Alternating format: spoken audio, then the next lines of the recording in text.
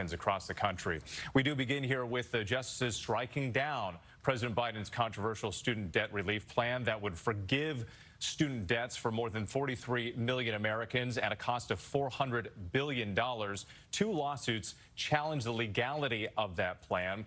Let's go ahead and bring in ABC's senior national correspondent, Terry Moran. Terry, break down the decision. And a lot of this had to do with the Biden administration overstepping its authority. That's right. This is a huge case. As you say, 43 million people were eligible for up to $10,000 of debt relief under this program. The Supreme Court strikes that down because it says that President Biden and his Secretary of Education exceeded the authority that the law passed by Congress gave them. What the administration had tried to do was waive or modify the terms of the loan by forgiving the debt altogether. And what the Supreme Court says here, that is beyond the power of the president. Only Congress can waive that much debt, $400 billion, that it is such a large amount and such a sweeping assertion of presidential authority to modify the terms of the loans that way, that it exceeds presidential power, that Biden acted beyond his powers.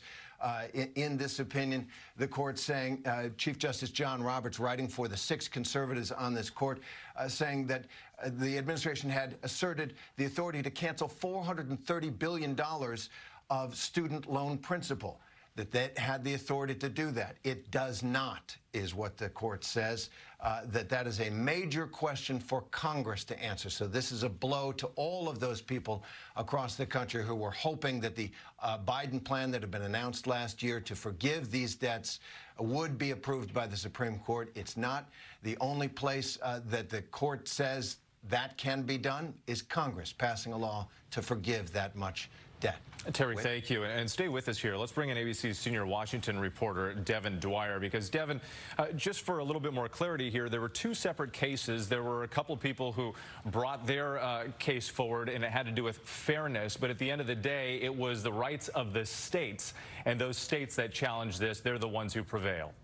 Yeah, 6 Republican-led states brought the challenge to the Biden student debt relief plan. That's a significant subheadline here. The court affirming the ability of Missouri and others to sue the Biden administration to block this plan on a rather tenuous basis. The court today saying that because MOHELA, which is the nation's largest student loan servicer, is based in Missouri, it has ties to Missouri. Effectively, it gave Missouri what's called standing, the ability to bring this case. MOHELA, of course, would have suffered significant losses on its books if the Biden administration erased all those loans. So the court today said it would be impacted, Missouri would be impacted. But the bottom line in all of this, with students with all of that debt on their hands, federal student loan debt, will soon have to begin repaying those loans. There's been a moratorium on federal student loans for the past 3 years. The administration says those payments will now resume this fall. But good news for critics of this plan and those concerned taxpayers who are worried about the price tag of this proposal. Yeah, it's been a real roller coaster for the students out there hoping to get some relief. Let's bring in Kate Shaw, our ABC News Supreme Court contributor. And Kate, part of the problem for the administration was the scope and scale of this plan. That's right, Whit. So it's undeniably a very large plan and program, but the administration defended that size and scope by basically saying, look, Congress passed a statute giving the administration, the Secretary of Education in particular, the power to waive or modify the provisions of student loans in the face of a national emergency. And Justice Elena Kagan, writing the dissenting opinion for herself and the 2 other Democratic appointees, basically said Congress gave the administration this power and the court should not second guess based on its vision of what fairness looks like or how much relief is too much, congressional judgment to give agencies that power and the way the agency exercised that power. So in some ways, it's really a debate about the role of the court in second-guessing policy judgments by both Congress and by administration agencies. Kate, thank you. Let's bring in Mary Bruce, our chief White House correspondent, who's joining me here in the studio in New York. This obviously a huge loss for the Biden administration. How are they reacting now? This is a huge blow to the president. This was a major campaign pledge that he made and was hoping to be able to fulfill. A source inside the White House telling me they strongly disagree with the court's decision. The question is what comes next. This White House has been very hesitant to discuss any plan B. They thought clearly that this court decision was going to be their best shot at fulfilling that promise. But the White House is telling me now that the president is going to come out and speak on this later today, and that he is prepared for this scenario, that he will be announcing new steps. The question is, how sweeping will those steps be? Because, of course, there's only so much that the president himself can do. There are some possibilities here, though. The president can, I suspect you will hear him discuss his other student debt relief plan. This is a plan that he already put out several months ago. It's an income-driven repayment plan that would essentially cap the amount that a federal student loan borrower has to repay to 5% of their discretionary income, down from 10%. It is also possible that he could try and enact some kind of grace period on those repayments that Devin was talking about. They're set to begin again in October based on that debt deal that was agreed to a couple months ago. The question is, can he give people a little bit more breathing room here? Again, that's a solution that would just kick this down the road. One more thing. The president is going to make very clear, I'm told, that Republicans are to blame for this. He's going to try and pin this squarely on them as we head into the election. Yeah, a message he hopes to take to the people to try to gain votes, but only so much he could do legally moving forward. Mary Bruce, thank you so much. We do want to pivot now to the other big ruling that we got this morning, handed down. This is the ruling on free speech case involving a familiar challenge here. The question, whether businesses can refuse service to LGBTQ customers because doing so would violate the business owner's First Amendment rights. This was a 6-3 decision. The Supreme Court rules for a Christian web designer who objected to making wedding websites for same-sex couples. And we're going to go back to Devin Dwyer on this one, because Devin, we've seen cases like this before the court, but this one much more sweeping and broad.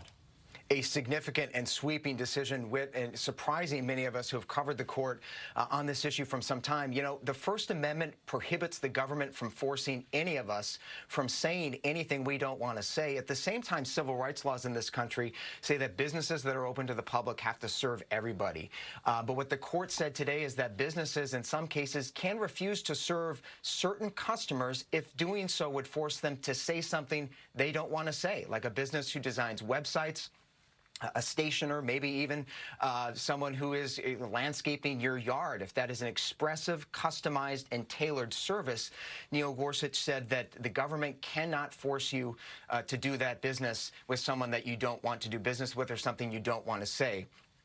Justice Sonia Sotomayor, who was in the dissent with the three liberal justices, said this is the first time in history, in her words, that the Supreme Court has granted a right to businesses open to the public to refuse to serve a member of a protected class. She says this decision threatens to balkanize the marketplace and even, in her view, could allow some businesses to refuse to serve, say, interracial couples, simply because if doing so would force the business owner to say something they didn't want to say. So a striking and sweeping opinion. Justice Neil Gorsuch didn't articulate the limiting principle, if you will, for this this decision, and so it's certainly going to invite much more litigation down the line. Devin, as you mentioned, the lack of limits as they're spelled out or not spelled out here raises a lot of questions going forward. It is worth noting that, again, what Sotomayor said in her dissent, she says, in her view, this allows a web designer to refuse to serve interracial couples if such a designer opposed interracial marriage. So, again,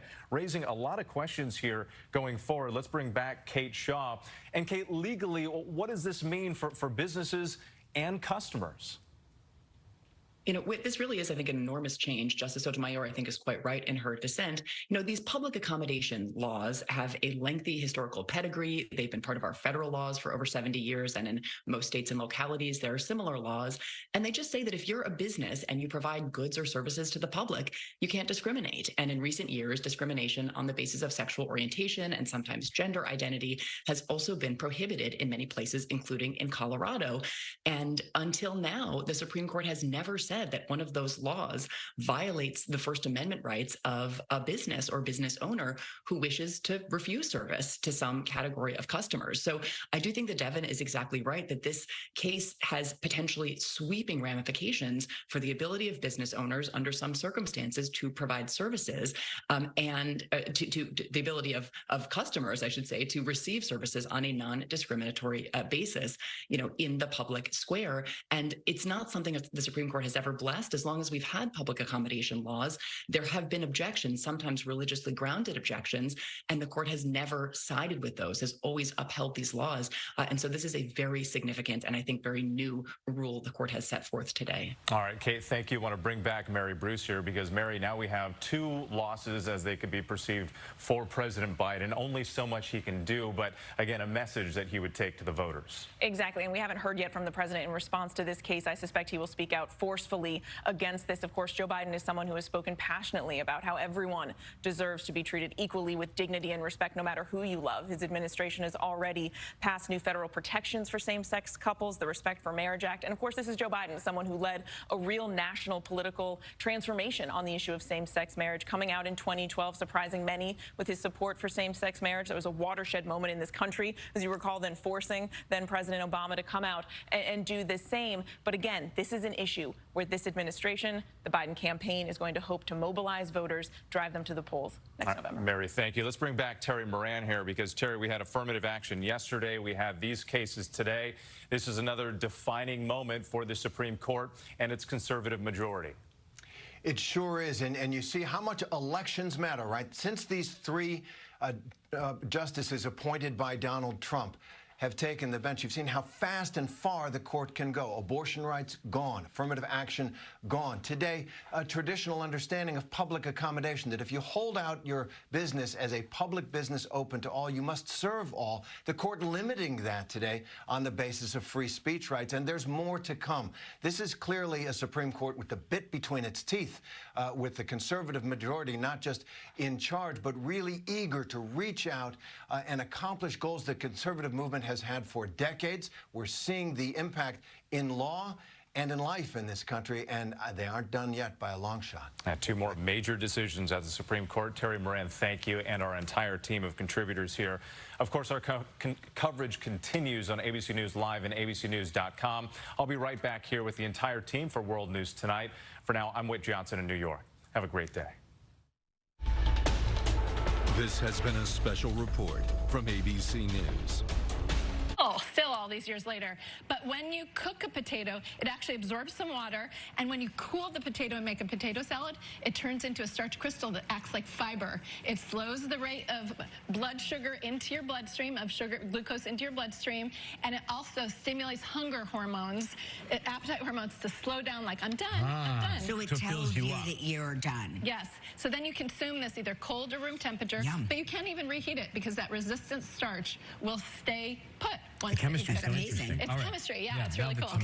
This may be familiar to you, but it's wintertime, so it's worth repeating. You know, sometimes in the winter, the fresh tomatoes, not that great, you know. Don't forget the jarred, the tomato paste. They have high levels of lycopene. When tomatoes are cooked, it increases lycopene, which is important for heart health, prostate health in men.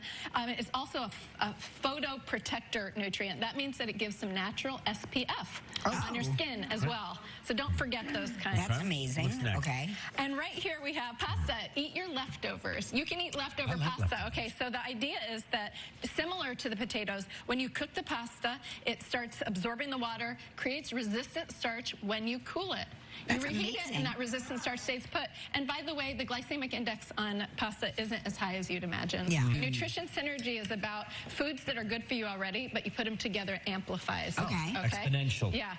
Well, the classic example is beans and rice, of course. Beans and rice. They are a quintessential classic because grains and legumes both have a limiting amino acid, but they both replace it for each other when they're put together. The research has dispelled, it's been a myth for decades that you actually have to eat them together. You can eat them over the course of 24 hours if you want, but they're so delicious, and there isn't a culture in the world that doesn't put some kind of grain and legume, pasta fajoule, a taco shell and beans, lentil, dal and rice. Around the world we have this. This is a great way to maximize your nutrition. Plus, for those of you who are like experimenting with intermittent fasting or not getting 3 meals a day, sometimes putting them together really makes sense as well. So this is like the peanut butter and jelly of 2023. Yes, and peanut butter and whole grain bread is another example. So there you go. You are like a star student. Okay, leafy greens and avocados. Leafy greens and avocados. Okay, just as you predicted at the opening, but for a new reason. All right, avocados, when they're paired with a leafy leafy green like kale. They increase the carotenoids, again, these skin health, immune system function, eye health properties in the leafy greens by up to 400%.